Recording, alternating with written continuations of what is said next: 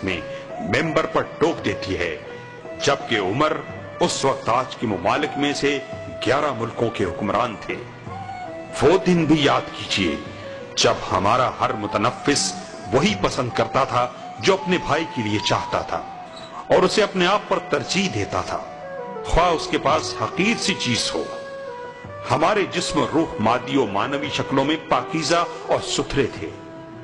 ہم جو کچھ کرتے یا ترک کرتے یا اٹھتے بیٹھتے چلتے پھرتے تو اللہ اور اس کے حکم کو پیش نظر رکھتے۔ ہم نے اپنے نفس سے خواہشات کو اس طرح دور کر دیا کہ ہمارا ہر کام قرآن کے مطابق ہو گیا تھا۔ ہم نوع بشری کے چنیدہ اور انسانیت کے منتخب تھے۔ ہم نے ان تمام آرزوؤں اور تمناؤں کو حقیقت کا روپ دے دیا تھا جنہیں فلسفیوں، دانشوروں اور اصلاح پسندوں نے خواب و سراب قرار دے دیا تھا۔ ہم مسلمان، ہمارے فخر و ستائش کے لیے سینکڑوں شاہنامے اور الیازہ نظم کیے جا سکتے ہیں، مگر پھر بھی وہ ہمارے کارناموں کے لیے ناکافی ہوں گے، کیونکہ نہ وہ گنے جا سکتے ہیں نہ شمار۔ ہماری فتوحات اور کامرانیوں کو کون شمار کر سکتا ہے؟ علم و ادب، فن و ثقافت کی راہ میں ہماری خدمات کا احاطہ کون کر سکتا ہے؟ کیا کوئی ہمارے دانشوروں، صف شکن سالاروں، جواں مردوں، عبقری و نابغہ شخصیتوں کو شمار کر سکے گا؟ صرف وہی ہمت کر سکتا ہے جو آسمان کے ستاروں کو گن چکا ہو اور بطحا کے میدان کی کنکریوں کو شمار کر چکا ہو۔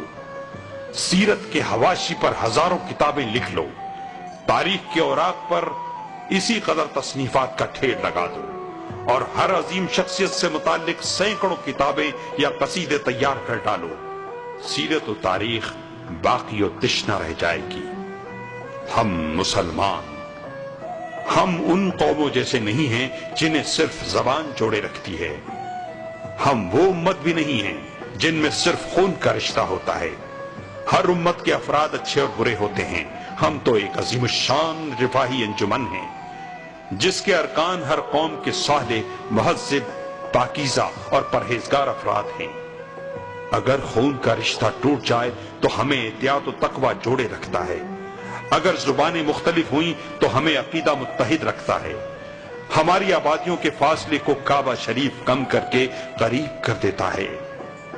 ہر روز کعبہ شریف کی جانب رخ کرنا، ہر سال عرفات میں ہمارا وقوف، اس کا واضح اشارہ ہے کہ اسلام ایک متحدہ قومیت ہے جس کا مرکز حجاز عربی ہے اور جس کے امام و قائد نبی عربی صلی اللہ علیہ وسلم ہیں، اور اس کی کتاب عربی قرآن ہے۔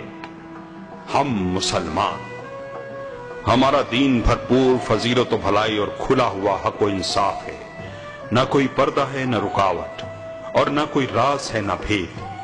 یہ مینار کی طرح روشن و بلند ہے۔ کیا اس میں یہ معنی و حقیقت پائی نہیں جاتی؟ کیا دنیا میں کوئی جماعت یا مذہب ہے جس کے اصول روزانہ 10 بار نشر کیے جاتے ہوں، جس طرح کہ ہم مسلمانوں کے اصول مذہب دہرائے جاتے ہیں اور مؤذن بلند آواز سے پکارتے ہیں؟ اشہد ان لا الہ الا اللہ،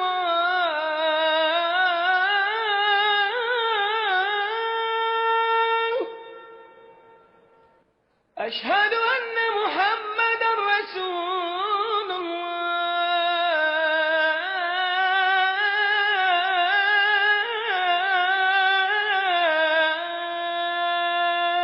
میں گواہی دیتا ہوں کہ اللہ کے سوا کوئی معبود نہیں، اور گواہی دیتا ہوں کہ محمد اللہ کے رسول ہیں۔ ہم مسلمان، ہم نہ تو ناتواں ہیں اور نہ غم زدہ، اس لیے کہ اللہ ہمارے ساتھ ہے۔ ہم ہر دن 30 بار اس بابرکت و بلند تر صدا اور طاقتور ترانے کو سنتے ہیں، اللہ اکبر۔ بہادری اور اولو العزمی ہماری فطرت ہے، ایثار و قربانی ہماری رگوں میں رواں دواں ہے۔ گردش زمانہ اسے کمزور نہیں کر سکتی، لیل و نہار کی تبدیلی ہمارے دلوں سے اسے مٹا نہیں سکتی۔ ہمارا جزیرہ جزیرہ عرب ہے، جس کی ریت پر ہر طاغوت کا قدم پڑتے ہی جل کر رہ جائے گا، مگر اس کے باشندے اس کی شدت و تپش میں بھی فردوس بری کا سا مزہ محسوس کرتے ہیں۔ ہمارے لیے ملک شام اور اس کے باغ مثل جنت ہیں۔ جنہیں ہم نے خون سے سینچا ہے۔ اس کا بلند و بالا پہاڑ ہمارا محبوب و پسندیدہ ہے۔ عراق ہمارا ہے۔ دریائے فرات کی وادیاں ہم سے آباد ہیں۔ فلسطین میں جبل نار ہے، اس سے بھی ہمارا ہی رشتہ ہے۔ مصر جو علم و فن کا گہوارہ اور اسلام کا قلعہ ہے، ہمارا ہے۔ پورا شمالی افریقہ ہمارا ہے۔ الریف بھی ہم ہی سے تعلق رکھتا ہے، وہ جاوازوں اور جواں مردوں کی آماج گاہ ہے۔ میناروں اور گنبدوں کا شہر قسطنطنیہ یعنی استنبول بھی ہمارا ہے۔ فارس اور افغانستان، ہندوستان و انڈونیشیا بھی ہم ہی سے آباد ہیں۔ ہر وہ زمین ہماری ہے جس میں قرآن پاک کی تلاوت ہوتی ہے اور اس کے مینارے آذانوں سے گونجتے ہیں۔ آنے والی صبح ہماری ہے، مستقبل ہمارا ہے، اگر ہم اپنے دین کی طرف لوٹ آئیں۔